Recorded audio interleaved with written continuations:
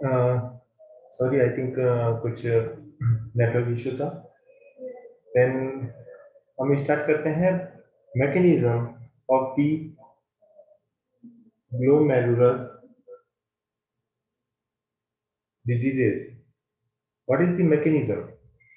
First thing is the primary mechanism or secondary mechanism.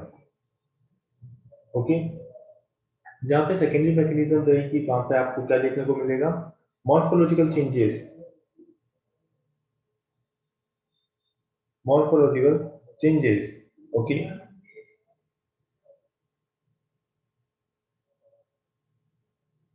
And morphological changes मैं अभी बताऊंगा किस तरीके से देखने को मिलते हैं, जो कि शो करते हैं क्लिनिकल सिंड्रोम को।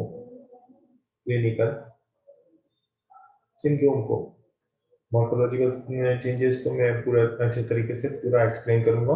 ओके, अभी बात करते हैं प्राइमरी। प्राइमरी में अगर बात करें तो आपको सबको पता है अल्टीमेटली ग्लोमेरुलर डिजीज में क्या डेवलप करना है, हमारे को ग्लोमेरुलर नेफ्राइटिस डेवलप करना है। किस तरीके से हो सकता है?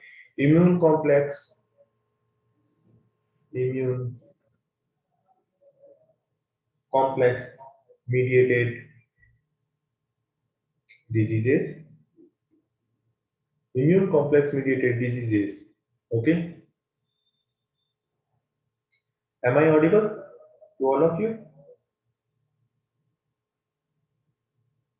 तो इम्यून कॉम्प्लेक्स मीडिएटेड डिजीजेस दो तरीके से हो सकती हैं। First, in situ.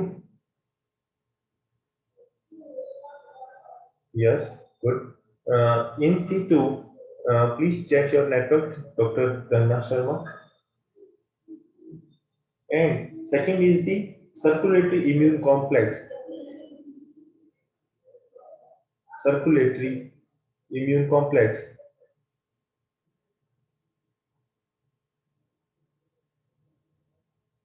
circulatory immune complex, circulatory immune complex like the SLE, systemic lupus erythematosus। systemic lupus erythematosus कई बार क्वेश्चन पूछा गया है। It is a which type of the hypersensitivity reactions? It is the type 3 hypersensitivity reactions। It is the type 3 hypersensitivity reactions। Okay, in situ immune complex mediated disease is a type 2 hypersensitive reactions। hypersensitive reactions in situ के भी दो type हो सकते हैं, इनको आगे बताता हूं मैं। इन सीटू में भी two type, one is the intrinsic and one is extrinsic antigens.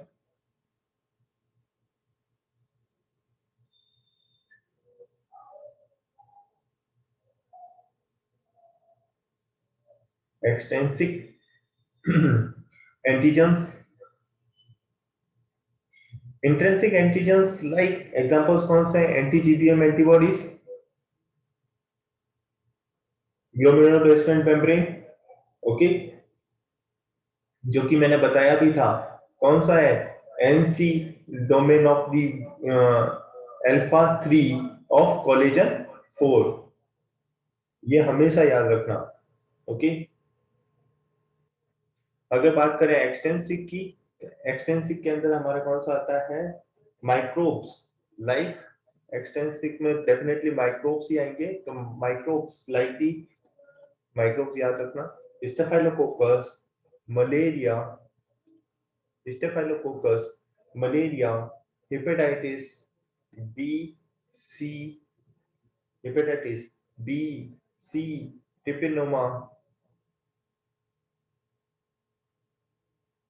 ट्रिपेनोमा and other drug. And मैं हमेशा बोलता हूँ हमारे को ड्रग्स याद करने की जरूरत नहीं, बस पता होना चाहिए ड्रग्स भी एक्सटेंसिव फैक्टर इन सीटू के अंदर primary mechanism of the glomerular diseases develop करता है। ओके, टाइप 3 रिएक्शंस कौन सी है, टाइप 2 कौन सी है, ये अपने को पता होना चाहिए। ये हमारा कौन सा पॉइंट क्लियर हुआ? It is the first point.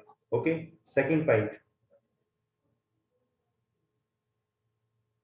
Second point, second point is the cytotoxic antibodies against the cells.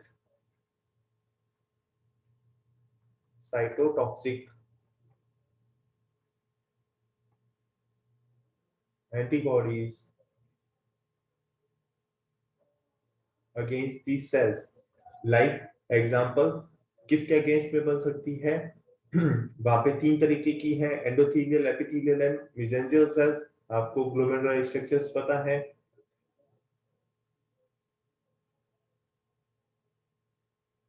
Endothelial, epithelial and mesangial cells. Mesangial cells जहाँ पे साइटोटॉक्सिक एंटीबॉडीज डेवलप होती हैं। एक होता है सेल मीडिएटेड इंजरीज।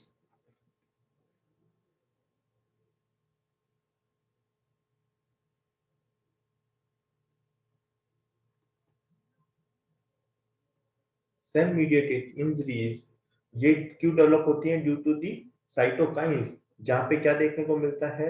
लिखिए, due to the cytokines. Due to the cytokines. And यहाँ पे साइटोकाइंस की सेल मीडिएटेड इंजरी क्या डेवलप करेंगी? Minimal change disease. अभी इसके बारे में भी पूरा एक्सप्लेन करूंगा क्यों इसको मिनिमल चेंज डिजीज बोला जाता है। Minimal change disease, okay. यहाँ पे हमारे को क्या देखने को मिल सकता है? Protein massive proteinuria due to the neutralizing the charges of the cytokines. यहाँ पे जो आयन एक्सचेंज की वजह से डेवलप होता है, इस वजह से यहाँ पे हमारे को ये देखने को मिलता है। Okay, sorry. Other pathway, complement pathway वगैरह कई सारी देखने को चीजें मिल सकती हैं। बट अब हम सेकेंडरी जो चीज है वो हम बात कर रहे हैं किसकी? जो मैंने बोला था मॉर्फोलॉजिकल चेंजेस की। तो मॉर्फोलॉजिकल चेंजेस की बात करते हैं। तो मॉर्फोलॉजिकल चेंजेस आपको आगे की जितने भी ग्लोमेरुलनेफ्राइटिस हैं उनको समझने में भी हेल्प मिलेगी।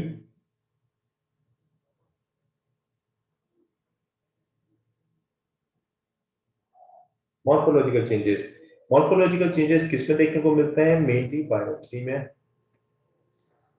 बायोप्सी में, तो बायोप्सी में पहला हम देखेंगे लाइट माइक्रोस्कोप के अंदर। लाइट माइक्रोस्कोप में हमारे को क्या क्या चीजें हम देखते हैं? फर्स्ट थिंग हम देखते हैं cellularity. Second thing, thickness of the basement membrane.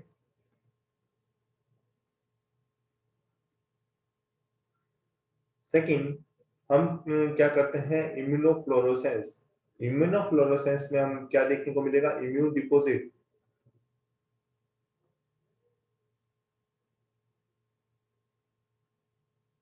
And third and last test करते हैं हम इलेक्ट्रॉन माइक्रोस्कोप। इलेक्ट्रॉन माइक्रोस्कोप में हमारे को तीनों ही चीजें देखने को मिलती हैं। First is the immune deposit,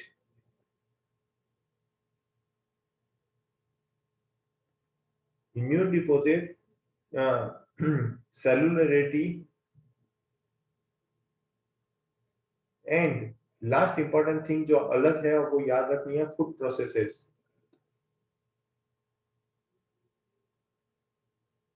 किसमें देखने को मिलता है?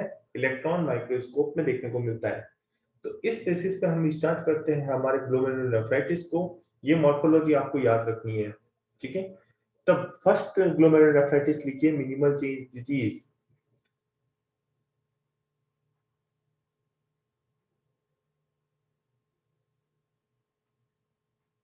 मिनिमल चेंज डिजीज का दूसरा नाम क्या है? Minimal change disease known as a mills disease. दूसरा नाम क्या है? Lipoid nephrosis.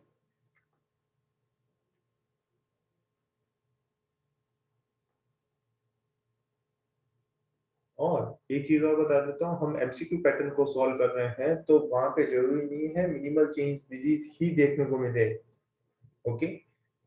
वहां पे ये चीज जरूरी नहीं है कि आपको हमेशा जो आपने याद किया है जिस नाम से वो चीज मिले। अपने को तीनों ही चीजें पता होनी चाहिए। What is the minimal change disease, mill disease and lipoid nephrosis. क्यों?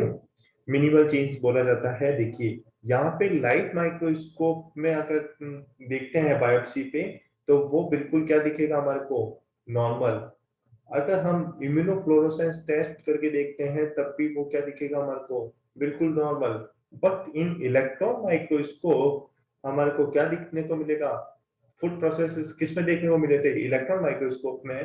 That's why effacement of the food processes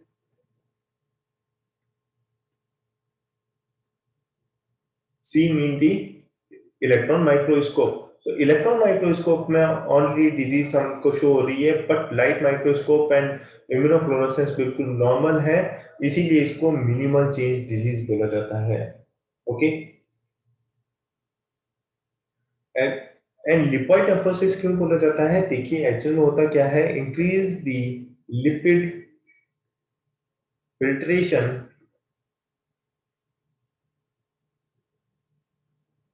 increase the lipid filtrate. जब भी लिपिड हमारा फिल्ट्रेशन में आएगा तो पीसीटी क्या करेगा, increase the PCT reabsorption of the lipids. तो ये क्या होने लगा, lipid reabsorb from the PCT, तो क्या होने लगेगा, ओवरलोडिंग ऑफ द लिपिड। तो जो भी एक्स्ट्रा सेलुलर है वो क्या हो जाएगा, लोडेड विथ लिपिड। तो लिपिड पूल्स बन जाते हैं, इसीलिए इसको हम क्या बोलते हैं, lipoid nephrosis. What is the cause of the minimal change disease, तो देखिए कॉजेज एग्जाम में क्या पूछा जाता है, एग्जाम में पूछा जाता है मोस्ट कॉमन। तो अभी बताते हैं, उससे पहले एक बार लिखिए, primary, primary is the idiopathic, primary is the idiopathic.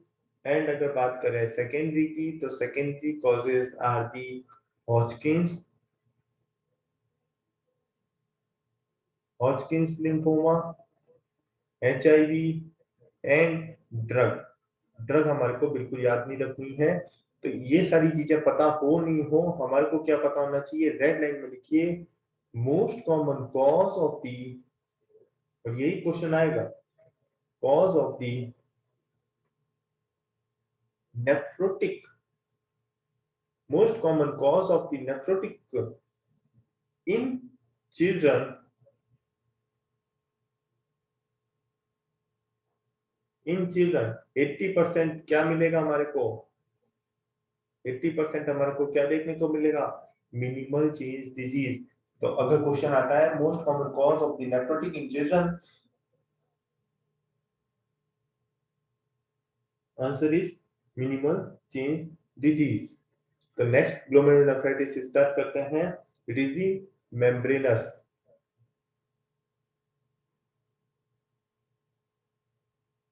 Glomerulonephritis. तो मेम्ब्रेनस ग्लोमेरुलोनेफ्राइटिस किसको बोला था हमने,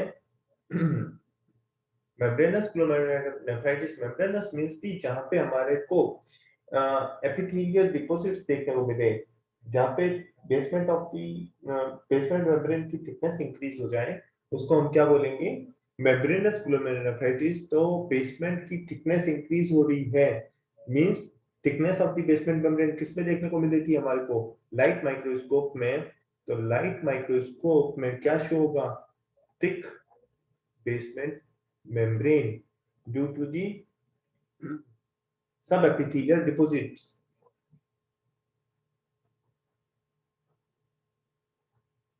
epithelial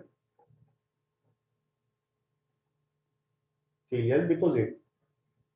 अगर क्वेश्चन थोड़ा सा घूम के आया, जैसे कि अभी क्वेश्चन किया था हमने कि most common cause of the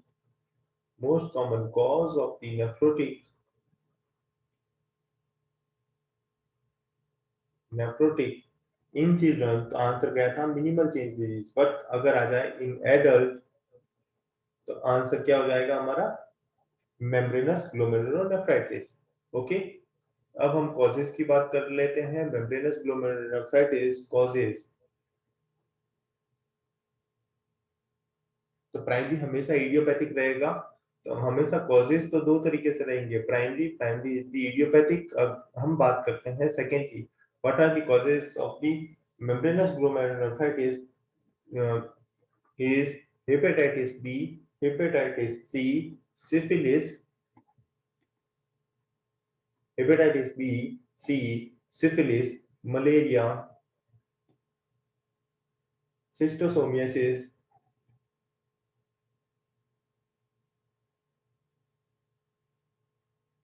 leprosy, filariasis,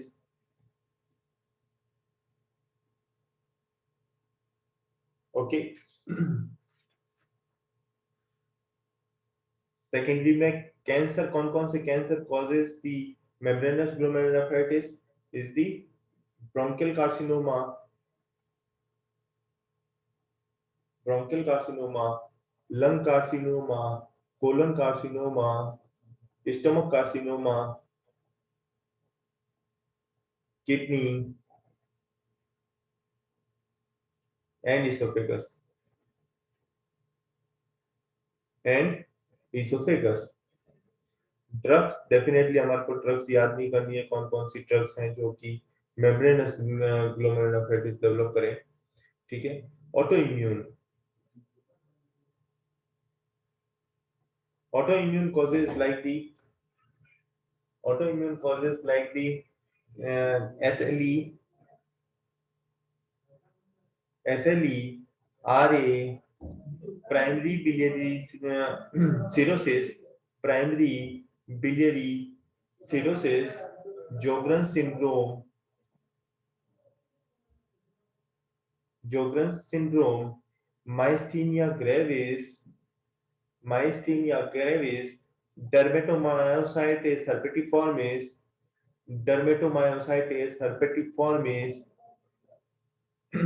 these are the causes of the membranous glomerulonephritis। तो ये सारे कॉजेज हैं जो हमारे को याद होने चाहिए, बिकॉज मैं अगर कोई चीज डेफिनेटली बता रहा हूँ तो मतलब वहां से क्वेश्चंस कैसे आ रहे हैं। अगर इस तरीके से थियोरेटिकल कोई चीज बताई है तो यहाँ से क्वेश्चंस बनते हैं ऑल एक्सेप्ट करके, इनमें से कौन सा कॉज नहीं है। तो इनको इसी वे में याद रखना कि कैंसर है ना, आपने कौन कौन से बताए हैं, ऑटो इम्यून कौन कौन से बताए हैं, एंड इन्फेक्शन कौन कौन से हैं, ठीक है। तो इसी वे में secondary causes of the membranous glomerulonephritis याद करेंगे, क्योंकि हमारे को डिफरेंशियली याद रखना पड़ेगा इनको। Dermatic dermatomyositis herpetiformis, DH, DH means dermatositis herpetiformis। 2 second, dermatomyositis herpetiformis,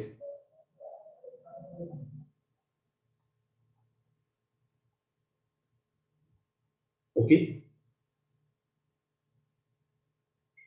क्योंकि अभी हम बात करेंगे फोकल सेगमेंटल ग्लोमेरुलोनेफ्राइटिस की, तो वहां पे भी हमारे को इसके कॉजेज अलग से याद रखने पड़ेंगे, ओके। तो यहाँ पे ये टेबल्स बहुत इंपॉर्टेंट है जो कि डिफरेंशियली याद होनी चाहिए। तो हम बात करते हैं हम नेक्स्ट ग्लोमेरुलोनेफ्राइटिस की, फोकल सेगमेंटल ग्लोमेरुलोनेफ्राइटिस। क्वेश्चन कैसे बनेगा, पहला क्वेश्चन की बात करेंगे, फिर अदर चीजेस की, कि most common cause of the nephrotic,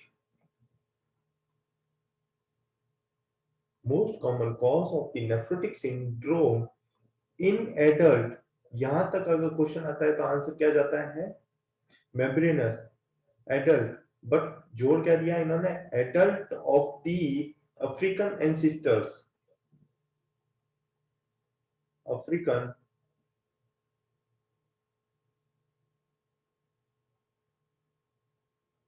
African ancestors के अंदर अगर पूछा जाए एडल्ट के अंदर नेफ्रोटिक का most common cause is focal segmental glomerulonephritis, okay. तो what are the causes of the focal segmental? तो जैसे कि मैंने बताया था अभी, वही primary cause and secondary cause. तो प्राइमरी इज द इडियोपैथिक, तो सेकेंडरी हमारे को पता होना चाहिए। सेकेंडरी में पहले लिखिए इन्फेक्शन, इन्फेक्शन कौन कौन से हैं, HIV, hepatitis B, and parvovirus. Then second, reflux nephropathy, reflux nephropathy,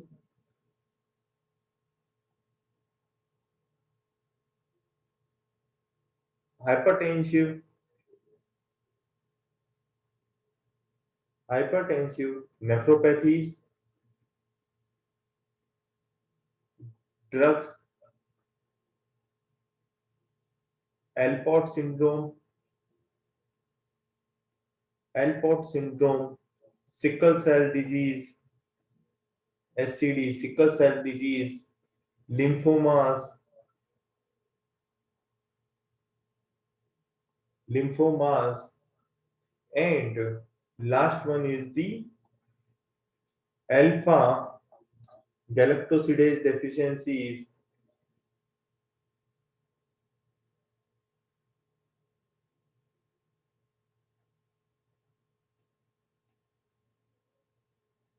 And alpha galactosidase deficiency develops the focus segmental glomerulonephritis known as a Fabry disease. Fabry's disease. और क्वेश्चन क्या बनता है, Fabry's disease में किसकी डेफिशिएंसी देखने को मिलती है, तो answer is alpha galactosidase deficiency. Okay, कोई कंफ्यूजन नहीं. ओके, तो यहाँ पे हमारा कंप्लीट होता है फोकस सेगमेंटल. और नेक्स्ट हम बात करते हैं एमपीजीएन की, मेम्ब्रेनो पॉलीप्लेटिव. कंफ्यूज मत होना, MGN means the membranoglomeraulonephrititis and membranoproliferative glomerulonephritis. तो हम बात कर रहे हैं MPGN की. ओके, क्लास अभी 10 मिनट्स में ओवर हो जाएगी, तो हाफ एन आवर का हमारा लंच ब्रेक रहेगा. तो वही क्लास हमारी 3:30 से वापस स्टार्ट होगी. 3:30 PM पे हमारा नेक्स्ट सेशन स्टार्ट होगा. अभी 10 मिनट्स बाद में सेशन ओवर हो जाएगा, तो रीजॉइन एट 3:30. ओके, एमपीजीएन का दूसरा नाम क्या है, एमपीजीएन का दूसरा नाम है IgA nephropathy. IgA nephropathy. MPGN भी 3 टाइप का होता है, MPGN type 1, MPGA type 2 and MPGN type 3. Most common is the type 1, और यही क्वेश्चन बनता है मोस्ट कॉमन कौन सा है, तो हमारे को पता होना चाहिए. टाइप 1 के कॉजेस क्या है, first is the idiopathic, then subacute bacterial endocarditis, SLE, hepatitis B and C, CA of the lung, ovary and breast, lung, ovary and breast. And breast में या बायोप्सी में हमारे को क्या देखने को मिलेगा स्पेसिफिकली, सॉरी एमपीजीएन टाइप 1 के माइक्रोस्कोपिकली में हमारे को क्या देखने को मिलेगा, ट्रैम ट्रैक अपीयरेंस. अब आपका ये काम हो गया. ट्रैम ट्रैक अपीयरेंस हमने रेस्पिरेटरी सिस्टम में भी देखने को मिली थी. प्लीज चैट बॉक्स में आपका आंसर डालिए. जब हमने रेस्पिरेटरी किया था तब मैंने ट्रैम ट्रैक अपीयरेंस बताया था with diagrammatically. Okay, ring shadow के साथ में एक क्लू भी दे दिया. प्लीज चैट बॉक्स में आंसर डालिए कहां पे देखने को मिली थी ट्रैम ट्रैक अपीयरेंस इन रेस्पिरेटरी सिस्टम. ओके, क्योंकि यहाँ पे जो ट्रैम ट्रैक अपीयरेंस डेवलप होती है, एक्चुअल में होता क्या है, जो मेसेंचियल सेल्स होती हैं वो इस तरीके से अरेंज हो जाती हैं. देखिए मैं बता देता हूँ, नेक्स्ट पेज पे बताता हूँ कि हमारी जो ये एंडोथीलियम है, एंड हमारी ये जो बेसमेंट मेम्ब्रेन है, इनके बीच में क्या होती है, मेसेंजर सेल्स. एंड ये जो मेसेंजर सेल्स हैं वो क्या होती हैं, उनकी इंटरपोजिशनिंग हो जाती है. तो वो इस तरीके से देखने को मिलती है। तो ये जो इंटरपोजिशनिंग ऑफ दी मेसेंचियल सेल्स देखने को मिली है, तो ये एक ट्रैक जैसा देखने को मिलता है। तो इसी को हम क्या बोलते हैं, tram track appearance seen in the. Direct question है एमपीजीएन, कभी मत भूलना, ठीक है। इसको हम क्या बोलते हैं, interpositioning of the mesangial cells, okay, between the, it is the it is the endothelium, it is the endothelium and it is the basement membrane, and these are the mesangial cells, mesangial cells, कोई confusion नहीं। तो ये diagram हमेशा बना के रखना, जिससे याद रहेगा कि हमारा ट्रेंड ट्रैक अपीयरेंस इन एमपीजीएन है। सेकंड टाइप में हमारे को क्या देखने को मिलेगा, डेंस डिपॉजिट्स, डेंस डिपॉजिट्स देखने को मिलेगा, जो कि इडियोपैथिक रहेगा, ठीक है। टाइप 3 भी सेम है कि यहाँ पे भी इडियोपैथिक मिलेगा, बट यहाँ पे क्या मिलेगा, complement receptor deficiency,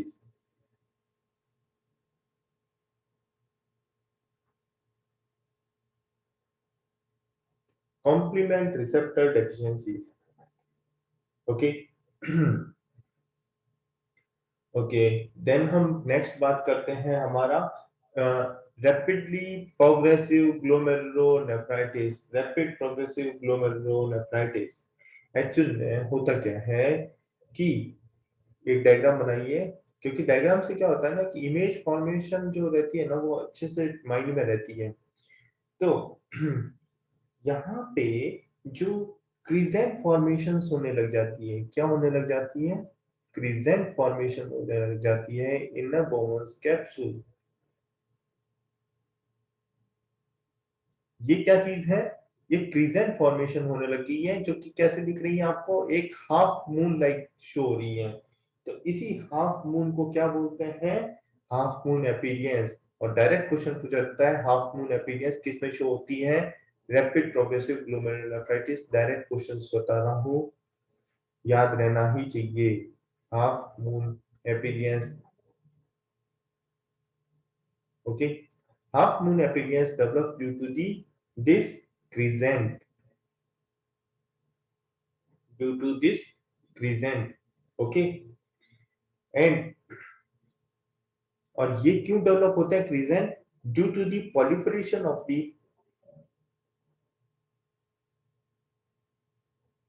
due to the proliferation of the parietal cells. आपको भी पता है पैराइटल सेल्स कौन सी रहेगी, तो पैराइटल सेल्स, ओके। तो इंपॉर्टेंट क्या रहता है क्रिजेंट में, नंबर ऑफ द क्रिजेंट या साइज ऑफ द क्रिजेंट। इंपॉर्टेंट हमारे लिए रहता है, important for the diagnosis, important for the diagnosis of A case और प्रोग्नोसिस ऑफ द केस, या डायग्नोसिस या प्रोग्नोसिस, ठीक है। Prognosis of case is number of,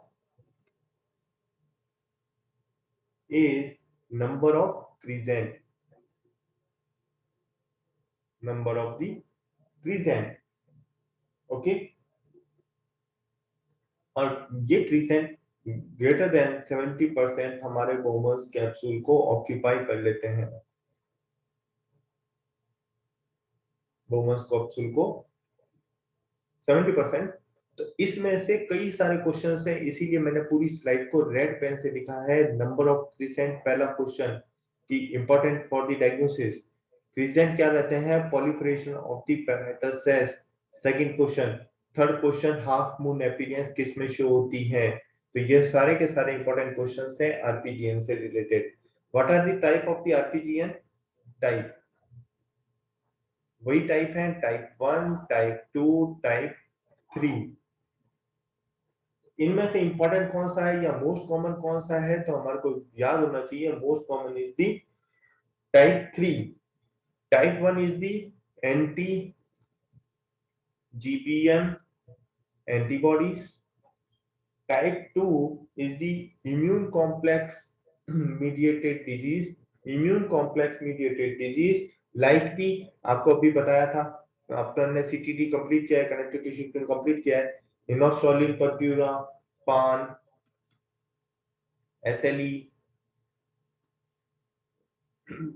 IgA nephropathy. And IgA nephropathy की बात हमने पूरी की भी थी वहां पे भी, अभी मैं वापस से बता देता हूँ।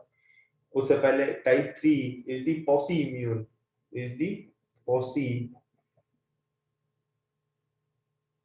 immune like beginner's glomerulonephritis, MPA, Chubby-Strauss, and idiopathic crescentic glomerulonephritis. Idiopathic crescentic glomerulonephritis.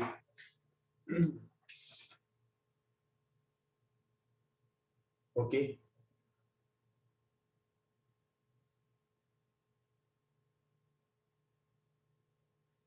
तो अभी सेशन ओवर होने वाला है, तो हम जो बात कर रहे थे, तो हम नेक्स्ट सेशन स्टार्ट करेंगे 3:30 से। तो ये हमारा लंच ब्रेक रहेगा, 3:30 से हमारा नेक्स्ट सेशन स्टार्ट होगा, जो कि अराउंड 5:15 तक चलेगा। तो सेम आईडी एंड पासवर्ड के साथ में आप 3:30 वापस से ज्वाइन कीजिएगा, ठीक है। तब हम स्टार्ट करेंगे पोस्ट स्ट्रेप्टोकोकल